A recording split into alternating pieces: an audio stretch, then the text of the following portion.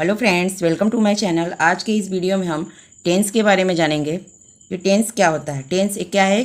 काल और समय को प्रदर्शित करता है कि आप कार्य कौन से काल में कौन से समय में कर रहे हैं। तो हम आपको बता दें कि टेंस मुख्य 3 प्रकार के होते हैं। टेंस कितने प्रकार के होते हैं? 3 प्रकार के होते हैं। कौन कौन से? यानी अर्थात काल कितने प्रकार के होते हैं? प्रेजेंट टेंस, पास्ट टेंस और फ्यूचर टेंस, जिसे आप हिंदी में वर्तमान काल, भूतकाल और भविष्यकाल के नाम से जानते हैं। तो आप टेंस कितने प्रकार के बताएंगे अगर कोई पूछेगा तो? 3 प्रकार के होते हैं, प्रेजेंट टेंस, पास्ट टेंस और फ्यूचर टेंस। और प्रत्येक टेंस के 4 भाग होते हैं। प्रत्येक टेंस के कुल कितने भाग होते हैं? 4 भाग होते हैं। अगर आप कहेंगे कि प्रेजेंट टेंस के कितने भाग हो गए, तो 4 भाग। कौन से? प्रेजेंट टेंस के प्रेजेंट इंडेफिनिट टेंस, प्रेजेंट के continuous tense, present perfect tense और present perfect continuous tense. Present indefinite tense, present continuous tense, present perfect tense, present perfect continuous tense. इसी प्रकार से प्रत्येक टेंस के 4 भाग होते हैं। उसको भी हम रूबरू करा देते हैं। जैसे पास्ट टेंस का क्या हो गया? Past indefinite tense, past indefinite tense, past continuous tense, past perfect tense, past perfect continuous tense. आप अपने भी नोटबुक पर इसी प्रकार से एक चार्ट तैयार कर लें, ताकि आपको एक ही नज़र में सभी टेंस याद हो जाएंगे कि प्रत्येक टेंस की पहचान क्या है और उसके क्या होते हैं, फार्मूला क्या है, आपको क्या यूज करना है और क्या नहीं यूज करना है। आप सभी से यही हमारा रिक्वेस्ट है कि आप इस चार्ट को ज़रूर तैयार करें। इसी प्रकार से फ्यूचर टेंस के भी 4 भाग होते हैं। तो फ्यूचर टेंस के भी future indefinite tense, future continuous tense, future perfect tense और फ्यूचर परफेक्ट कॉन्टिन्यूअस टेंस। आपको हम प्रत्येक टेंस के कुछ पहचान और कुछ फार्मूला बताएंगे। चलिए देखते हैं। Present indefinite tense. Present indefinite tense की क्या पहचान है? यानी प्रेजेंट इंडेफिनिट टेंस के कितने भाग हो गए? 4 भाग हो गए। प्रेजेंट इंडेफिनिट टेंस की पहचान क्या है? सेंटेंस में ता है, ते है, तो है, इसकी क्या है पहचान है। आते हैं, इसमें क्या करते हैं? अफर्मेटिव सेंटेंस में यस या ईएस जोड़ते हैं। पता है आपको कि यस या ईएस जोड़ते हैं। आपको अगर हम प्रेजेंट इंडेफिनिट टेंस बताने लगेंगे, यानी पढ़ाने लगेंगे, तो आपको डिटेल में बताएंगे। आपको एक शॉर्टकट में हम बता सकते हैं कि अगर प्रेजेंट इंडेफिनिट टेंस है, अफर्मेटिव में हो, तो आपको यस या ईएस का यूज़ करना पड़ता है। पर कब करना पड़ता है वो भी आपको पता होना चाहिए। अगर आपका थर्ड पर्सन हो, यानी कि ही, सी, इट और सिंगुलर नंबर हो, तो आपको ई या ईएस ऐड करना पड़ता है वर्ब के साथ। समझ में आया? अगर थर्ड पर्सन हो आपका, अगर सब्जेक्ट थर्ड पर्सन हो, जैसे ही, सी, इट और सिंगुलर नंबर हो, वो क्या होता है? थर्ड पर्सन होता है। उसके साथ यस या ईएस वर्ब में ऐड करना पड़ता है। ठीक। अगर नेगेटिव हो या इंट्रोगेटिव हो, तो डू या डच का प्रयोग करना पड़ता है। सब्जेक्ट लिखेंगे, डू या डच का प्रयोग करेंगे, वर्ब, फिर ऑब्जेक्ट, फिर अदर वर्ड का यूज करते हैं। तो अगर नेगेटिव है तो डू का कहाँ यूज करते हैं? डू का कब यूज करेंगे? तो आई, बी, यू, दे के साथ डू का यूज करते हैं। ही, सी, इट सिंगुलर नंबर के साथ डच का प्रयोग करते हैं। समझ में आ गया? इसी प्रकार से नेगेटिव इंट्रोगेटिव में भी डू या डच का प्रयोग करेंगे, सब्जेक्ट को ख्याल रखते हुए, ध्यान में रखते हुए। प्रेजेंट कॉन्टिन्यूअस टेंस की क्या पहचान है? आप चिंता ना करें, जब हम ये वीडियो आपका प्रेजेंट इंडेफिनिट टेंस पढ़ाने लगेंगे, आपको डिटेल में बताएंगे। ये तो हमने सिर्फ एक चार्ट तैयार किया है, ताकि आप भी इस प्रकार का चार्ट तैयार कर लें। रहा है, पहचान है, रहा है, रही है, रहे हैं, यानी वाक्य के अंत में रहा है, रही है, रहे हैं, तो वह टेंस क्या होता है? प्रेजेंट कॉन्टिन्यूअस टेंस, यानी वह कार्य लगातार हो रहा है। इसमें क्या है? इस सब्जेक्ट रखते हैं, इज, एम, आर का यूज करते हैं, और वर्ब के फर्स्ट फॉर्म में आईएनजी ऐड करते हैं, फिर ऑब्जेक्ट लगाते हैं, उसके बाद अदर वर्ड का यूज करते हैं। अगर आपका सब्जेक्ट सेंटेंस क्या है?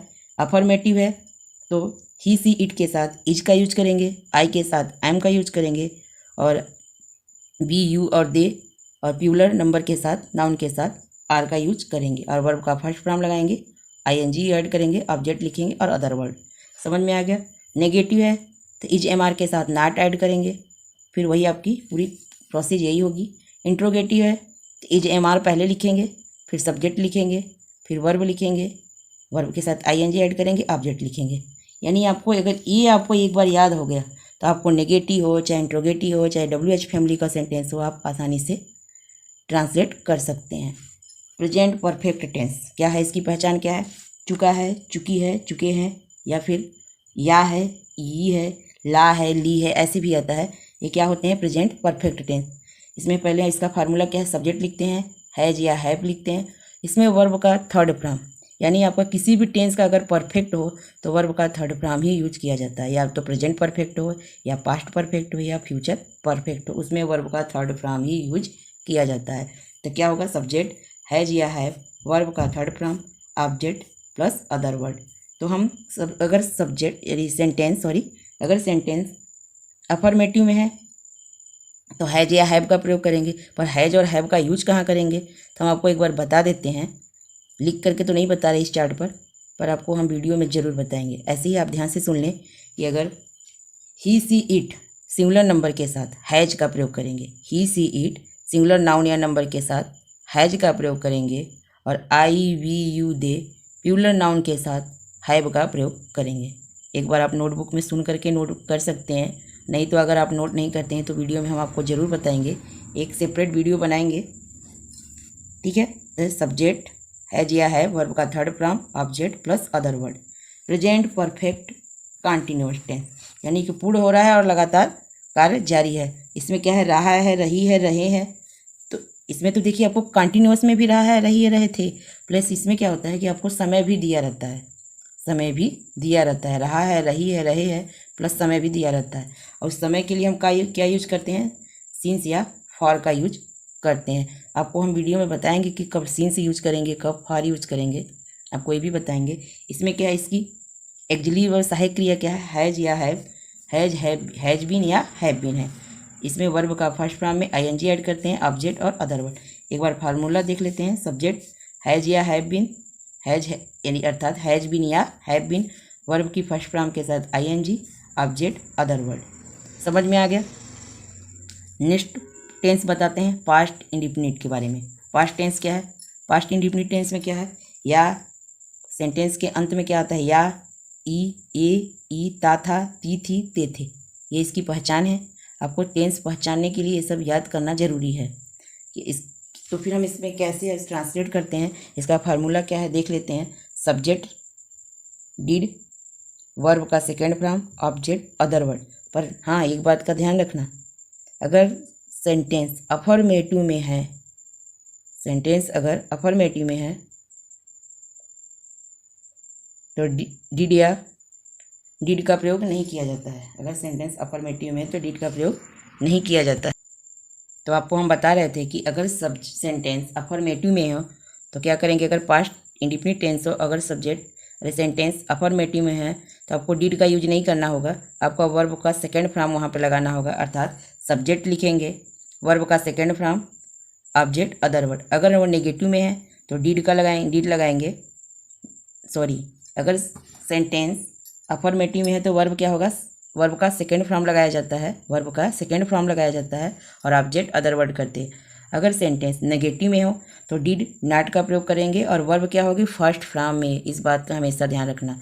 एक बार फिर से रिपीट कर देते हैं। अगर सेंटेंस पास्ट इंडिफिनिट का है, अगर वह अफर्मेटिव में है तो सब्जेक्ट लिखेंगे, वर्ब का सेकेंड फॉर्म लिखेंगे, ऑब्जेक्ट लिखेंगे, फिर अदर वर्ड। अगर वह नेगेटिव में हो गया तो सब्जेक्ट लिखेंगे, डिड नॉट का यूज करेंगे, वर्ब का फर्स्ट फॉर्म यूज करेंगे, और ऑब्जेक्ट फिर अदर वर्ड। अगर इंट्रोगेटिव में आ जाए फिर भी वो डिड लिखेंगे, सब्जेक्ट लिखेंगे, वर्ब का first form, object other word. समझ में आ गया? उसी प्रकार से पास्ट कंटिन्यूअस टेंस में रहा था, रही थे, रहे थे आता है। इसका फार्मूला है वाज या वेयर का प्रयोग करते हैं। एक्जिली वर्ब वाज वेयर है, सब्जेक्ट वाज वेयर, वर्ब का फर्स्ट फॉर्म के साथ आईएनजी ऐड करेंगे, ऑब्जेक्ट अदर वर्ड। समझ में आ गया? कोई भी कंटिन्यूअस टेंस हो उसमें आईएनजी वर्ब में फर्स्ट फॉर्म के साथ आईएनजी ही ऐड किया जाता है। समझ में आ गया? अगर पास्ट परफेक्ट टेंस हो तो चुका था, चुकी थी, चुके थे आता है। सब्जेक्ट इसमें एक्जिली वर्ब क्या है? हैड है, तो इसमें फार्मूला है सब्जेक्ट हैड, वर्ब का third form, object other word. हम आपको बता चुके थे कि पास्ट का या प्रेजेंट का कोई भी परफेक्ट टेंस हो उसमें वर्ब का थर्ड फॉर्म ही यूज किया जाता है। तो सब्जेक्ट हैड, वर्ब की थर्ड फॉर्म, ऑब्जेक्ट। अगर इंट्रो नेगेटिव है तो हैड नॉट लगा देंगे, एक ही इसमें एक्जिली वर्ब है, ठीक है। या तो फिर आपका सब्जेक्ट सिंगुलर हो या प्लूरल हो, इससे कोई प्रॉब्लम इसको नहीं होती है, ठीक। अगर पास्ट परफेक्ट कंटिन्यूअस तो उसके बारे में देख लेते हैं। इसमें भी रहा था, रही थी, रहे थे और इसके साथ समय भी दिया रहता है। जैसे कंटिन्यूअस में दिया रहता है रहा था, रही थी, इसमें समय नहीं दिया होता है, बट परफेक्ट कंटिन्यूअस में समय भी साथ में दिया रहता है। और समय के लिए सिंस या फॉर का यूज करते हैं। इसका फार्मूला है सब्जेक्ट हैड बीन, वर्ब का first form plus ING, object other word. समझ में आ रहा है? इसी प्रकार से पर प्रेजेंट हो गया, पास्ट हो गया, फ्यूचर का देख लेते हैं। तो फ्यूचर इंडिफिनिट में इसकी पहचान क्या है? गा, गी, गे, सब्जेक्ट विल या सेल का यूज करेंगे, वर्ब का first form, object other word. ठीक है, हम आपको इस वीडियो में सिर्फ चार्ट तैयार करने के लिए और कुछ जानकारी देने के लिए बता रहे हैं। आपको सेपरेट वीडियो बनाएंगे प्रत्येक टेंस का और डिटेल में एग्जाम्पल सहित सॉल्व करेंगे।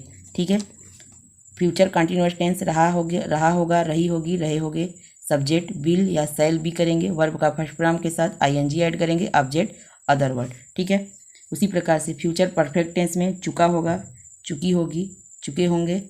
इसकी फार्मूला क्या है? सब्जेक्ट विल या सेल के साथ हैव या विल हैव या सेल हैव करेंगे, आपको सब्जेक्ट का ध्यान रखते हुए, वर्ब का third form, object other word. उसी प्रकार से फ्यूचर परफेक्ट कंटिन्यूअस टेंस में रहा होगा, रही होगी, रहे होंगे प्लस समय। कंटिन्यूअस टेंस में रहा होगा, रही होगी, रहे होंगे पर रहेगा पर, बट इसमें समय नहीं दिया होता है, समय नहीं दिया होता है कंटिन्यूअस में। पर कंटिन्यूअस परफेक्ट कंटिन्यूअस टेंस में क्या होता है? समय दिया रहता है। आप इसको पहचान सकते हैं। अगर समय दिया होगा तो कंटिन्यूअस परफेक्ट कंटिन्यूअस टेंस होगा, अगर समय नहीं दिया हो तो कंटिन्यूअस टेंस होगा। ठीक है, इसकी फार्मूला क्या है? इसमें ऑक्सिलरी वर्ब क्या है? सेल हैव या सेल हैव बीन या विल हैव बीन। तो इसमें सब्जेक्ट फार्मूला है सब्जेक्ट सेल हैव बीन या will have been plus verb के साथ ING, ऑब्जेक्ट अदर वर्ड। हम आपसे जाते जाते इस वीडियो में आपसे ये रिक्वेस्ट करेंगे कि आप एक प्रकार से अच्छे से एक चार्ट तैयार कर लें। तो हम आपको एक सेपरेट वीडियो बनाएंगे सभी टेंस का। तो फिर हम आपसे यही कहेंगे कि आपको अगर वीडियो पसंद आई हो तो लाइक करना, अगर आप हमारे चैनल पे पहली बार आए हैं तो चैनल को सब्सक्राइब करना और अपने दोस्तों में शेयर करना। तो फिर इस वीडियो को इसी क्वेश्चन पर यहीं पर एंड करते हैं। फिर मिलेंगे नेक्स्ट वीडियो में। Take care, bye bye.